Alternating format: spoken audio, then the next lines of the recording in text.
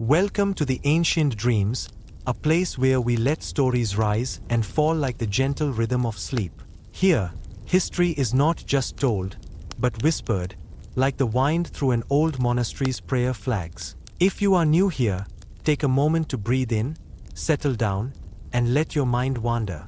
And if you'd like to join our family of dreamers, don't forget to like and subscribe.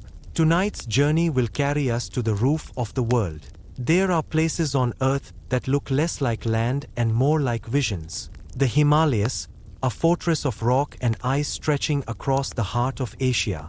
At their crown rises a giant, higher than all others, Mount Everest, or as the Sherpa people call her, Komolangama, the goddess mother of the world. But tonight, we do not follow the footsteps of famous foreign climbers, nor the long list of adventurers who came chasing glory. Our story belongs to someone else, a woman who was never supposed to rise so high, a girl born in the shadows of poverty, carrying the weight of survival, yet destined to carve her name into the eternal snows. Her name is Lhakpa Sherpa, and the world calls her the Mountain Queen.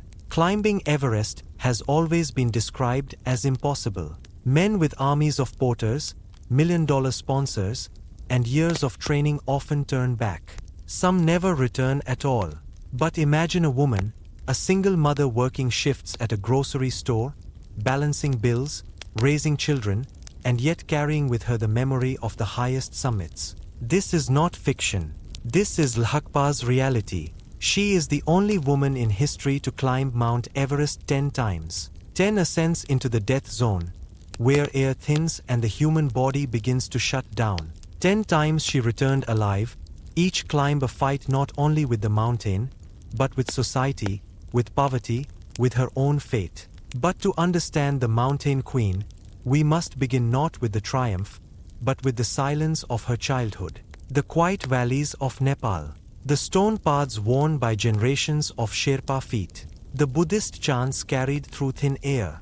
For it is here, in the cradle of the Himalayas, that little Lhakpa first learned that the mountain was not just a wall of rock, but a living spirit. This documentary will unfold in 10 parts, each part a step higher, each tale a camp along the mountain's ridge. Together, we will walk her path, from the hidden trails of her girlhood to the frozen summit above. The clouds. We will listen to the heartbeat of Everest and the heartbeat of a woman who defied every expectation. Before we take that first step, let us pause. Close your eyes for a moment. Imagine standing at the foot of Everest. The air cold, sharp as glass. The mountain towering, endless, unshakable. This is the world Lhakpa grew up in, not as a visitor, not as a climber, but as home. And from this home, she would rise higher than anyone ever believed possible. So, let us begin. Long before the world called her the Mountain Queen, Lhakpa Sherpa was just a child, running barefoot along narrow trails carved into the hills of eastern Nepal. Her village was small, tucked between steep slopes and prayer flags that fluttered endlessly in the highland winds. Life here was not built for ease. It was built for endurance. For the Sherpa people, the Himalayas are more than mountains. They are guardians, spirits, and ancestors. Every peak has a soul, every river carries blessings, every stone underfoot feels alive. Children like Lhakpa grew up listening to these stories by the hearth, their elders' voices mixing with the crackle of yaktung fires. To be born a Sherpa is to inherit both reverence and resilience. Lhakpa's childhood was defined by simplicity and struggle. Her family had little, and like most girls in her village, she was not sent to school. Instead, her lessons came from the land itself, herding animals, fetching water, gathering firewood, and helping her mother weave and cook. The work was endless, yet it trained her body without her even realizing it. High-altitude lungs, strong legs, a quiet patience, these would one day carry her to the roof of the world. But as a child, dreams of climbing Everest did not exist. Girls were not told to look up at the mountains and see themselves. That was a man's world, a foreigner's obsession. For Sherpa women, the path was expected to be humble, care for the family, tend the home, live in devotion. In many ways, Lhakpa's life seemed written before she had even grown. Yet there was something unspoken inside her. A toughness, a curiosity, a refusal to accept the invisible lines drawn for her. She often looked at the mountains with more than reverence. She looked at them with hunger, as if somewhere deep down, she understood that her story was tied to those icy summits. Sherpa culture itself is shaped by survival in extreme conditions. The villages sit at altitudes where outsiders often gasp for air after only a short walk. Children learn early how to carry heavy loads, how to climb steep trails with balance and speed, how to listen to their bodies when the thin air presses against their lungs. What feels impossible to visitors becomes daily rhythm here. And within that rhythm is a spiritual thread. The Sherpa people follow Tibetan Buddhism, filling their landscapes with money stones carved with prayers, stupas that rise like beacons, and prayer flags that scatter blessings into the wind. Before climbing any peak, Sherpas hold a puja ceremony, asking the mountain's permission, honoring her spirit, and seeking protection. Everest, or Komolangama, is not a conquest. She is a goddess. To step on her slopes without respect is unthinkable. This way of life shaped Lhakpa's mind as much as her body. She grew up understanding that endurance was sacred, that suffering could be transformed into strength, that respect for the mountain was as necessary as food and fire. These lessons, though ordinary in her village, would later become the secret weapons of her survival. But childhood was not gentle. Poverty was constant. There were days when food was scarce, when the cold crept in shoe deep, when survival itself felt fragile. As a girl without education, her choices seemed narrow. Many Sherpa boys dreamed of working as porters, carrying loads for expeditions. Girls, however, were rarely given that chance. Tradition pressed her toward a life of marriage, chores, and quiet anonymity. Still, Lhakpa was watching. From the trails, she saw men leaving with climbing teams, heading toward the glaciers. She heard stories of foreigners who paid enormous sums just to stand on the summit. She began to imagine a world beyond her village. And though the dream was far away, buried under duty and expectation, it lingered like a faint echo in the cold mountain wind. What makes Lhakpa's childhood extraordinary is how ordinary it was. She was not born into fame or privilege. She was not trained in elite gyms or equipped with expensive gear. She was just a village girl, often overlooked, often underestimated. And yet, within her, the seeds of a record-breaking climber were already growing. Seeds watered by hardship, by endurance, by the quiet courage of survival.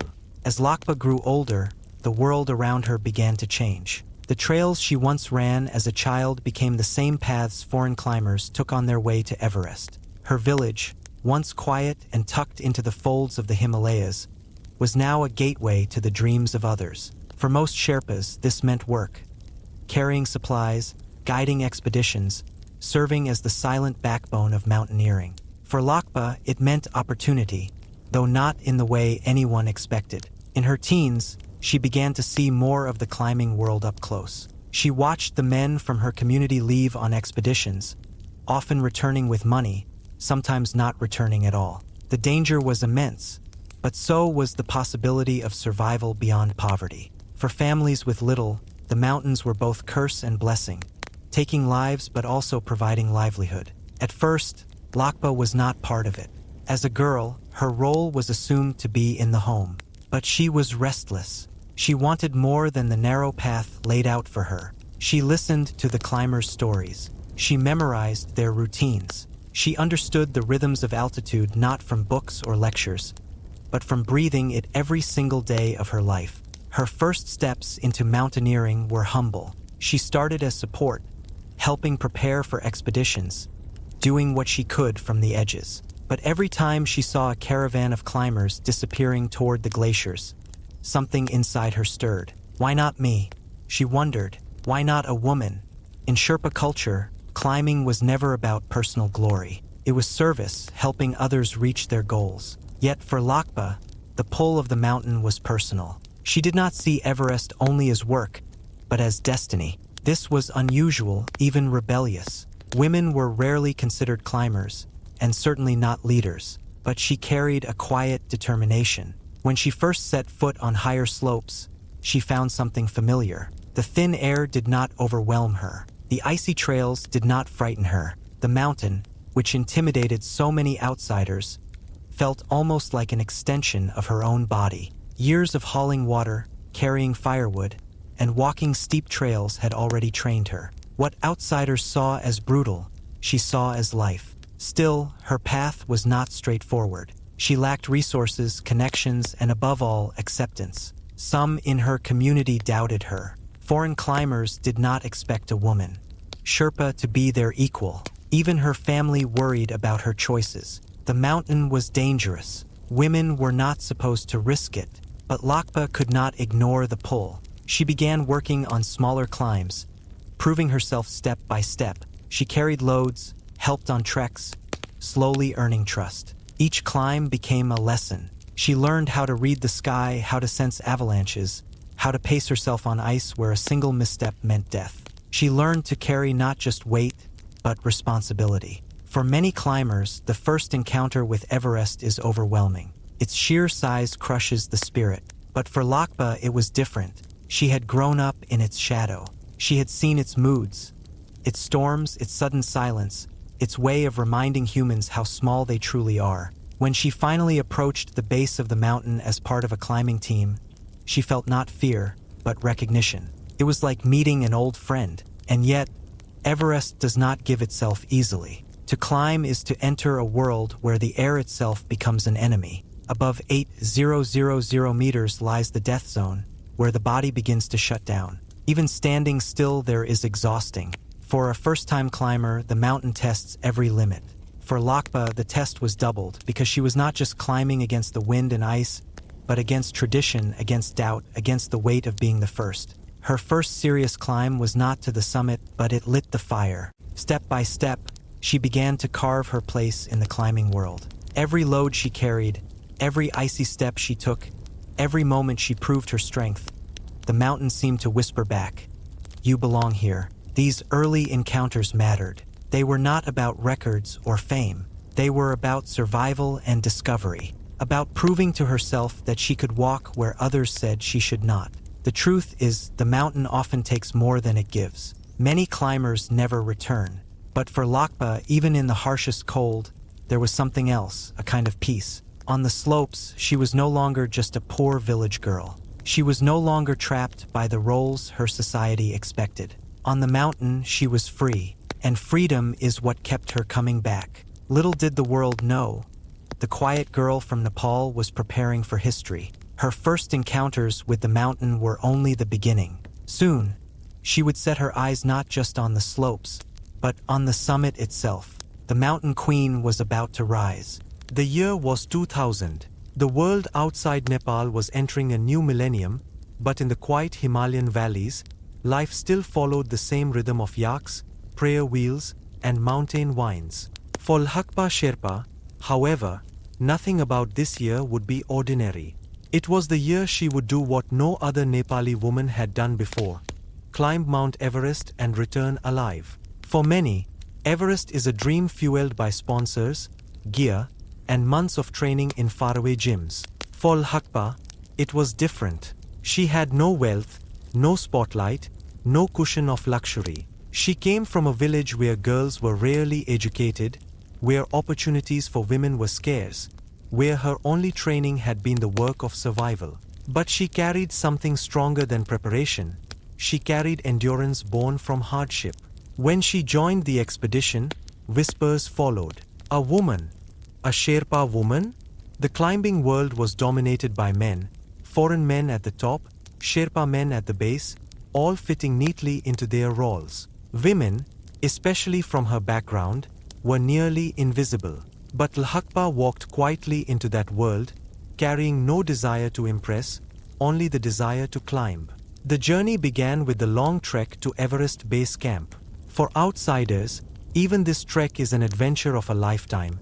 Thin air, dizzying trails, the clash of cold and fatigue. For Lhakpa, it was familiar. The mountains were her childhood playground. She knew how to breathe their air, how to walk their ridges. While others gasped for breath, she moved with the rhythm of someone born at altitude. Base camp itself was a village of tents, buzzing with different languages, piles of oxygen bottles, and strings of prayer flags. For Lhakpa, stepping into this world was stepping into history. She was not here as a porter, not here as background support, but as a climber. Her goal was not to carry someone else's dream, it was to carry her own. From base camp, the real climb began.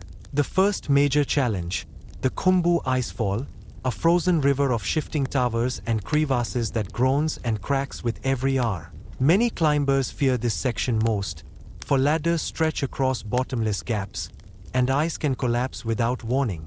For Lhakpa, crossing it was a test of nerve. She steadied herself, focused her breath, and moved carefully, step by step. One mistake here, and the mountain would claim her before her journey had truly begun. But she crossed, quietly, determinedly, leaving doubt behind. Higher up came Camp 1, then Camp 2 in the western CWM, a valley of light and silence, surrounded by walls of ice. Each day was a grind. The cold gnawed at her bones, the weight of her pack pressed heavily on her shoulders. Nights were filled with the sound of avalanches in the distance, each rumble a reminder of mortality. But Lhakpa endured. She had endured worse in life, hunger, poverty, and despair. What was another night in the cold compared to a lifetime of survival? At Camp 3, the thin air began to claw at her body. Oxygen dropped. Every step demanded fierce willpower. She felt exhaustion deep in her chest, but she pushed on. She was climbing not just for herself, but for every girl from her village who had been told to stay in the shadows. Every step upward was a rebellion against silence. Reaching Camp 4 on the south kernel meant entering the final stage, the death zone. Here, even breathing feels like drowning. The summit looks close, yet every meter is a battle. Climbers often describe this stage as walking through a dream, or sometimes a nightmare. Time stretches, thoughts blur, and the body begs to stop. But in that thin, deadly air, Lhakpa kept moving.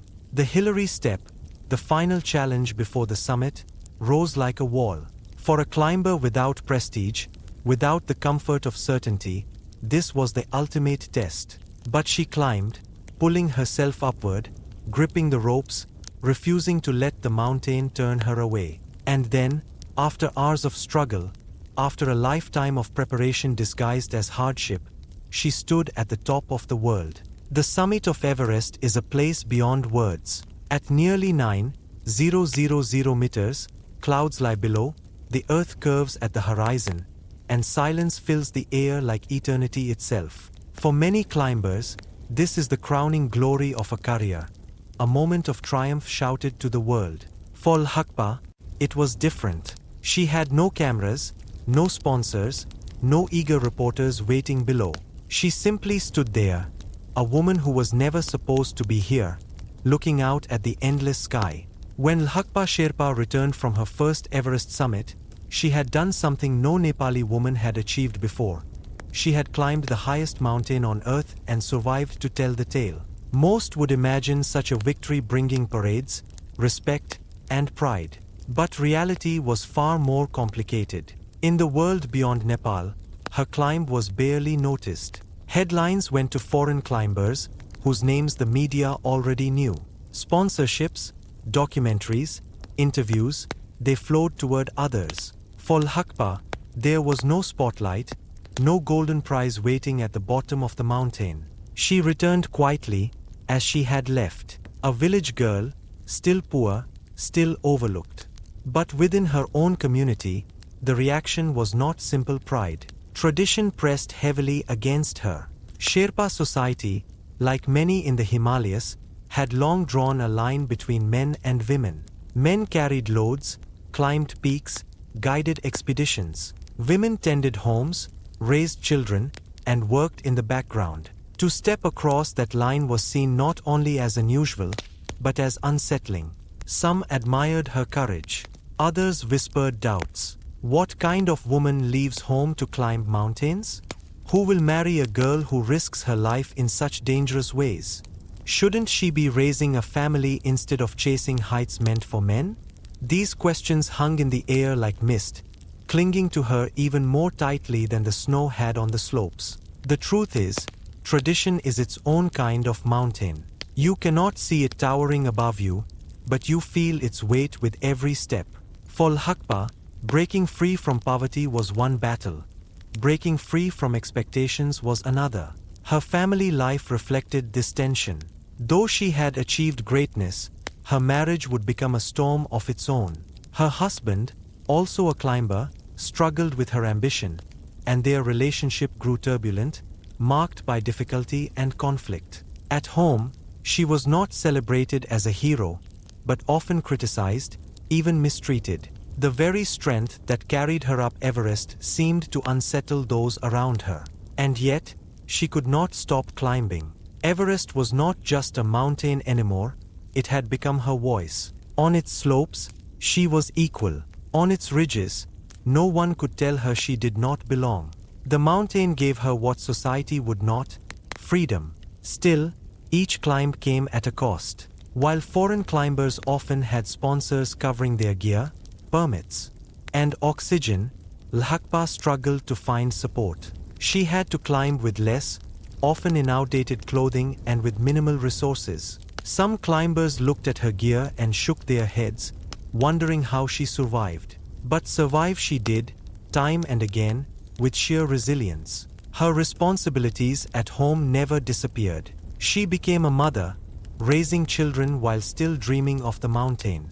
This balancing act was its own Everest, caring for her daughters in one world, while risking her life on the slopes of another. Each time she returned from the summit, it was not into celebration, but into the daily grind of work, survival, and motherhood. What makes her story so powerful is not only the records she would go on to break, but the fact that she broke them while carrying these invisible burdens. Most climbers face only the mountain.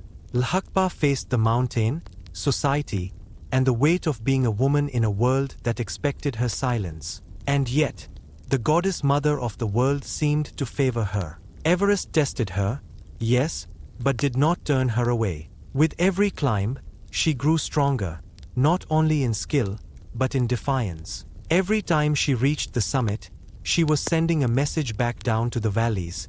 A Sherpa woman can stand at the top of the world. Her life in those years was not glamorous. In America, where she eventually moved, she worked jobs like washing dishes or stocking grocery shelves. Her coworkers had no idea they were standing beside one of the greatest climbers alive. She would quietly clock out, go home to her children, and carry on. To them, she was just another immigrant mother trying to make ends meet. The summit photos, the records, the risks, those were part of a life few around her understood. The contrast is almost unbelievable. On the mountain, she was royalty, the mountain queen, standing above the clouds. At home, she was invisible. And in that invisibility, the weight of tradition pressed hardest. Society rarely knows how to hold space for women who step beyond boundaries. Too often, their victories are silenced, their struggles unseen.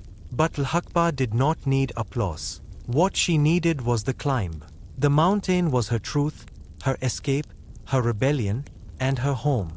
And so, even with the weight of tradition heavy upon her shoulders, she kept rising. Because some mountains are meant to be carried, and some are meant to be climbed. For Lhakpa, it was always both. And then there was the mountain of her own past. Her marriage had been turbulent, marked with hardship and conflict. Leaving it behind meant rebuilding her life alone, with children to care for, in a foreign land far from the valleys of her birth. She carried not just physical loads on the mountain, but emotional ones off it, traumas that no rope or oxygen mask could protect her from. But here lies the essence of her strength. Lhakpa did not see these struggles as reasons to stop. She saw them as part of the climb. To her, every burden was training, every hardship another layer of endurance. Just as she learned to breathe in the thin air of Everest, She learned to breathe in the thin air of life, where survival is never guaranteed, but courage can make all the difference. What kept her moving? It was the same thing that kept her climbing. A belief that no matter how heavy the load, there was always another step possible. That no mountain, no matter how tall, could silence her spirit. Sometimes, she described Everest as peace. High above the clouds, she felt free from the noise of the world, free from judgment, free from the struggles that weighed on her below. The summit was quiet, but inside that silence, she heard herself most clearly. It was as if every climb into the sky was also a climb into her own soul. And yet, she never forgot her children, waiting far below. She carried their names with her to the summits. She carried their future in every step. She climbed not to escape them, but to show them strength, that even in the harshest winds, a mother's love could stand taller than any peak. In many ways, these hidden struggles were greater than the icefalls and ridges of Everest. Poverty does not give you oxygen tanks. Loneliness does not give you ropes. Raising children in hardship does not come with maps or guides. She had to find her way alone, carving her path through uncertainty. The mountains within may not glitter with snow, but they are steep, dark, and relentless. And Lhakpa climbed them, too. Perhaps that is why she survived so many climbs others did not, because she knew what it meant to endure not just the elements, but life itself. For most climbers, Everest is a once-in-a-lifetime challenge. For Lhakpa, it was one part of a much larger climb, the climb of existence, the climb of survival, the climb of motherhood. She carried these invisible summits with her every time she set foot on the real one, and in that way, she became not only a mountaineer, but a living symbol of resilience. Because sometimes, the tallest mountains are not made of rock and ice. Sometimes, they are built inside us, and Lhakpa Sherpa climbed them all. For most climbers, reaching the summit of Mount Everest once is a lifetime achievement. It is the peak of ambition, the crowning jewel, the dream fulfilled. But for Lhakpa Sherpa, one summit was not the end. It was only the beginning. After her first climb in 2000, the mountain called her back. Year after year, in between raising her children and working ordinary jobs, she returned to Everest. Each time, she faced the same dangers: avalanches, storms, thin air, and exhaustion. Each time, she risked her life, and each time, she survived. By her second climb, she had already proven that the first was no accident. By her third, she was establishing herself as something extraordinary. With every new ascent, she chipped away at the doubts of those who said a Sherpa woman did not belong on the world's tallest peak. By her fifth, she had achieved more than any woman in Nepal's history. By her 10th, she had surpassed every woman in the world. 10 times she stood on Everest summit. 10 times she looked down on the world from its highest point. No other woman has matched that record. Some have climbed twice, 3 times, even 5 times. But 10? That belongs only to her. What makes this record even more remarkable is how she did it. She climbed without the wealth, gear, or fame of most mountaineers. She often ascended in hand-me-down equipment, without the latest oxygen systems, without the luxury of sponsored teams. Some climbers arrived at base camp with brand-new jackets worth more than her entire year's wages. And yet, while many of them turned back, she kept moving forward. Her success was not built on privilege. It was built on resilience, on lungs trained by a lifetime at altitude, on muscles strengthened by years of carrying loads and walking steep trails, on a mind sharpened by hardship, able to endure pain without breaking. But breaking records was never her goal. She was not chasing numbers or fame. For Lhakpa, climbing was freedom. Each ascent was a return to the place where she felt most alive, most herself. The mountain did not ask her to be someone else. It did not ask her to be rich or famous or male. It only asked her to climb, and that she could do. Still, as her record grew, the world began to take notice. Slowly, unevenly, but undeniably. Articles were written. Journalists started calling her the Mountain Queen. Documentaries featured her story. She became not just a climber, but a symbol. proof that greatness can come from the most unlikely places. Yet recognition never matched the magnitude of her achievement. She remained a humble figure, often working jobs far removed from the glory of her climbs. While others cashed in on a single summit, writing books or giving speeches, she kept living between two worlds. One where she was royalty on the mountain, another where she was nearly invisible on the ground. Her record stands as more than a number. It is a story of persistence, of refusing to let circumstance define possibility. It is a story of a woman who carried the weight of motherhood, tradition, poverty, and invisibility, and still climbed higher than anyone thought she could. Every record tells us something about the person who set it. In Lhakpa's case, her record speaks of quiet strength. She never shouted for attention. She never demanded glory. She simply kept climbing again and again until the world could no longer ignore her. And what did it feel like to stand at the top 10 times? To look out at the curve of the earth more than any woman alive.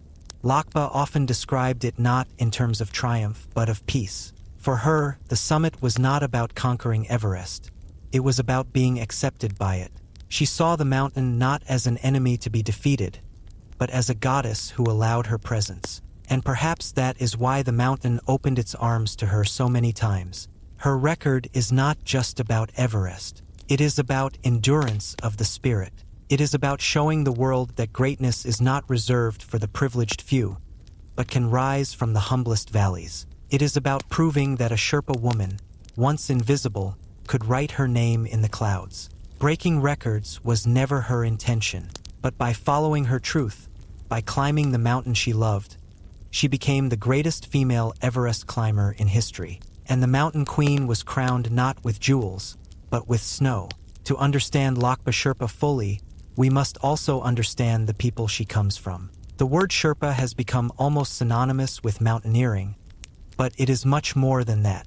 It is not a job description, it is an identity, a heritage, a way of life rooted in the high valleys of the Himalayas. Sherpas are a people of Tibetan origin who settled in Nepal centuries ago, carving their homes into the steep slopes where most outsiders could hardly breathe. Their lives have always been shaped by the mountains. The altitude trained their bodies, while their Buddhist faith shaped their spirits. For them, Komalungma Everest is not a challenge, but a goddess. Not a conquest, but a sacred presence. Before every expedition, Sherpas hold a puja ceremony. They gather at base camp, building an altar of stone, hanging prayer flags, offering food, and burning juniper branches. They chant, they bow, they ask the mountain for permission. To outsiders, this may look like ritual. To Sherpas, it is necessity. No climb begins without honoring the goddess first. This deep respect is at the core of Sherpa legacy. The mountains are not just geography. They are family, ancestors, protectors, and teachers. Every peak carries a story, every river a blessing, every gust of wind a whisper of the divine. And yet, with the rise of mountaineering, Sherpa culture was also pulled into the harsh reality of labor. Foreign climbers arrived with dreams of summits, and Sherpas became their guides, porters, and silent protectors. They carried the loads, fixed the ropes, risked the avalanches, and often gave their lives so that others could reach the top. For decades, their names were forgotten. The world celebrated the foreign climbers while ignoring the Sherpas who made the climbs possible. When Sir Edmund Hillary and Tenzing Norgay first stood on the summit in 1953, it was Tenzing, a Sherpa, who helped make history. And yet, even after that, Sherpa contributions were too often overlooked. Lhakpa's story carries this legacy. She is both an individual and a symbol of her people. Her strength comes not only from herself, but from generations who learned to breathe thin air, to endure hardship, to live in balance with the mountains. She climbs with the resilience of her ancestors in her lungs and the prayers of her culture in her heart. But the Sherpa legacy is not only about endurance, it is also about sacrifice. Too many Sherpas have died on Everest, buried in avalanches, swallowed by crevasses, lost to storms. Their names do not appear in newspapers. Their stories are rarely told. Families in the villages feel their absence, year after year, even as expeditions continue. For Sherpa communities, Everest is not just a mountain of glory, it is also a mountain of grief. Lhakpa knows this intimately. Each time she climbs, she carries not just her own risk, but the memory of all who have been lost. She climbs as a Sherpa, honoring the goddess, respecting the danger, understanding that survival is never guaranteed. Her repeated returns to Everest are not just records, they are acts of cultural resilience. She shows the world that Sherpas are not only guides for others, but climbers in their own right. Not just the backbone of expeditions, but the heart of Everest itself. Mount Everest is beautiful, but beauty can be cruel. Its summit glitters like a crown, but its slopes are littered with reminders of how high the price of ambition can be. For every climber who stands on top, many more turn back, or never return at all. Everest is not only a place of triumph, it is also a place of loss. They call it the death zone. Above 8,000 meters, the air is so thin that the human body slowly dies, no matter how strong the climber. Every breath is borrowed, every step a gamble. Frostbite creeps into fingers and toes. The brain grows foggy, muscles weaken, decisions blur, and all the while, the mountain waits with its hidden traps: avalanches, storms, crevasses, and cliffs. It is said that over 300 people have died on Everest. Some bodies remain on the slopes, frozen in place, markers for those who climb after them. Climbers give them nicknames because they become landmarks: Green Boots, Sleeping Beauty, the Englishman in the snow. They are a constant reminder that the mountain is never conquered, only survived. For Sherpas, the shadow is even heavier. They carry the loads, fix the ropes, and guide the climbers through the most dangerous sections. Again and again, it is Sherpa lives that are lost in service of someone else's summit. Every avalanche that sweeps down the Khumbu icefall claims Sherpa fathers, brothers, and sons. For their families, Everest is not a dream. It is a graveyard. Lhakpa knows this shadow. She has walked past the silent forms of those who did not make it back. She has felt the tremor of avalanches rumbling beneath her feet. She has looked into storms that seemed to swallow the sky whole. Every time she climbs, she knows she may not return. And yet, she climbs anyway. Why?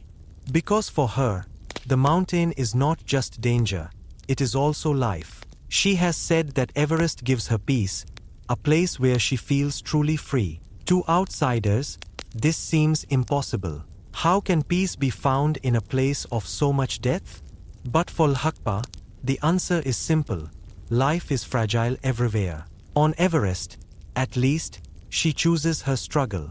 At least there, she meets it face to face, with strength in her heart and purpose in her steps. But Everest's shadow is not only physical, it is also emotional. Each time she leaves, her children must wait, uncertain if their mother will return. Each time she comes home, she carries the stories of loss that others cannot bear to tell. And each time she prepares for another climb, she knows the voices of doubt will rise again, asking why she risks her life, why she chooses this path. The truth is, no one climbs Everest without carrying its shadow. It is not just about reaching the top. It is about facing mortality, about walking a line between glory and disappearance, about knowing that the mountain will not bend to your will, no matter how strong you are. Lhakpa has stood in that shadow more times than anyone alive. 10 times she has risked everything. 10 times she has stepped into the death zone. 10 times she has looked down from the highest place on earth, knowing that one misstep could end it all. And perhaps this is what makes her story so powerful. She does not pretend Everest is safe. She does not pretend her record came easily. She knows better than anyone the cost of the climb. She has seen that cost written in the snow. And yet, she continues. Not recklessly, not blindly, but with a courage born of survival. Everest is both light and shadow. It gives peace, but it also demands sacrifice. It offers glory, but it also takes lives. To climb it is to accept both truths. And Lhakpa Sherpa, the mountain queen, carries both in her heart. She carries the beauty of the summit and the darkness of the slopes. She climbs not to deny the shadow, but to walk through it, and to rise, again and again, into the light above. The story of Lhakpa Sherpa is not just about climbing mountains. It is about climbing life itself. From the dirt floors of her childhood home to the icy ridges of Everest, she has walked a path few could imagine. She was not handed opportunity. She was not lifted by privilege. She rose through resilience, through struggle, through an unshakable spirit that carried her higher than anyone believed possible. 10 times she stood at the top of the world. 10 times she looked out over the curve of the earth, where sky meets eternity. And yet, her greatness is not in the number of her summits. It is in what those summits mean. They mean that poverty cannot define destiny. They mean that tradition cannot silence courage. They mean that women, especially Sherpa women, belong on the highest peaks of possibility. They mean that greatness can come from anywhere, even the most hidden corners of the world. Lhakpa is more than a climber. She is a mother who raised her children while chasing impossible dreams. She is a worker who scrubbed dishes and stocked shelves while holding world records. She is a Sherpa, carrying the prayers of her ancestors into the clouds. She is a survivor, enduring shadows most would never dare face. Her story reminds us of a truth we often forget. The summit is never the end. It is a moment, a glimpse, a breath of eternity. But life's real summits are the struggles we face every day, the invisible mountains of fear, hardship, and doubt. When we climb those, when we keep moving step by step even when the air grows thin, we are all mountaineers in our own way. Lhakpa Sherpa shows us that no mountain is unconquerable. Not Everest, not poverty, not tradition, not silence. She teaches us that the path to the top is not about conquering, but about enduring. Not about standing above others, but about standing true to oneself. Her legacy will live long after her footsteps in the snow have melted. It lives in every girl who looks at a mountain and dares to dream. It lives in every climber who finds strength in her story. It lives in every heart that believes, no matter how high the peak, no matter how heavy the burden, we can rise. And so, as we leave this story, let us remember her not just as a climber, but as the Mountain Queen, a woman who rose from the valleys to the very roof of the world, again and again, carrying not only her own dreams but the dreams of all who would follow. She has shown us that the summit is eternal, not in the snow, not in the rocks, but in the spirit of those who dare to climb. This has been Mountain Queen, the summits of Lhakpa Sherpa. And here, under the quiet glow of the ancient dreams, we invite you to rest with this story, to let it linger in your heart as you drift towards sleep. If you found peace, wonder, or inspiration in this journey, please remember to like this video and subscribe to the Ancient Dreams for more stories to dream upon. Because every night, there is another summit to climb, through history, through memory, through the tales that carry us across time. Good night, dreamer. May your spirit always rise.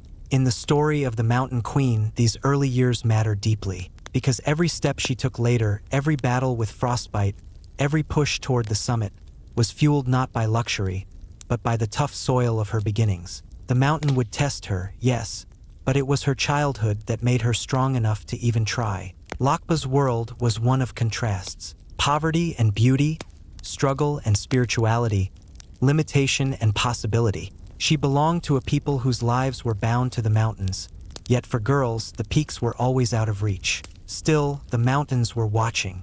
They had already chosen her, even before she knew it herself. And so, in the quiet valleys of Nepal, a little girl unknowingly began preparing for greatness. A girl who fetched water barefoot on icy paths would one day stand above the clouds. A girl who was told her place was in the shadows would one day shine brighter than any summit.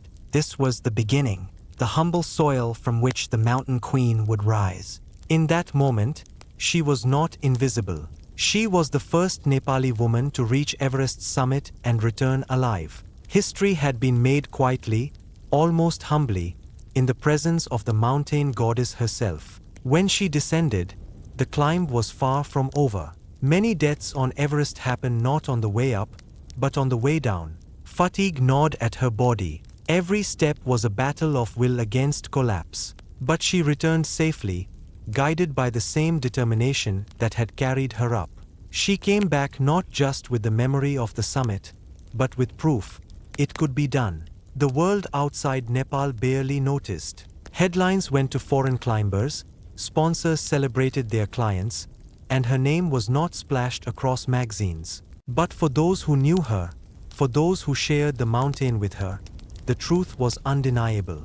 A Sherpa woman had climbed Everest and returned. Her first climb was not the end. It was the spark. The mountain had opened its gates to her, and she would return again and again. But in that year, in that climb, something larger was born, the Mountain Queen.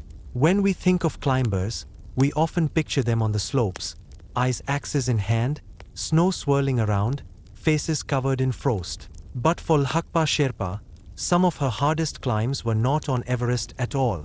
They were the battles she faced in daily life, the mountains no one photographs, the summits no one writes about. After her first historic summit, she returned not to a hero's welcome, but to an ordinary, difficult life. She had mouths to feed, children to raise, and bills that did not care about records or medals. Fame had not brought fortune.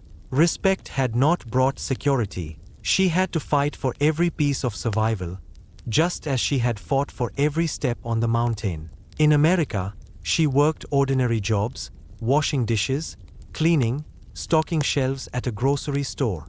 Her coworkers had little idea that the quiet woman beside them was a record-breaking mountaineer. When she told her story, some didn't believe her. Others smiled politely, as if it were a fairy tale.